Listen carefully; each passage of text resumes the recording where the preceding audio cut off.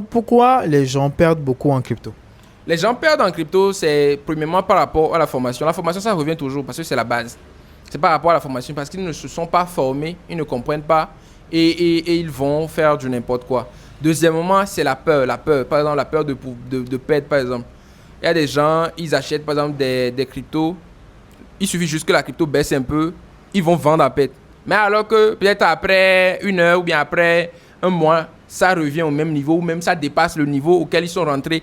Et normalement, si c'est ce qu'ils avaient gardé, ils allaient rentrer en gain. Donc, c'est les deux raisons pour moi, en tout cas primordiales, qui fait que les gens perdent de l'argent. Ok. Il y a souvent un thème qui vient, bien une phrase qui vient vous dire les gens achètent quand la crypto monte et vendent quand la crypto baisse. Exactement, exactement. Ça, c'est le phénomène de FOMO, Fear of Missing. Par exemple, quand on dit maintenant, actuellement, nous sommes dans le rouge. La crypto est dans le rouge.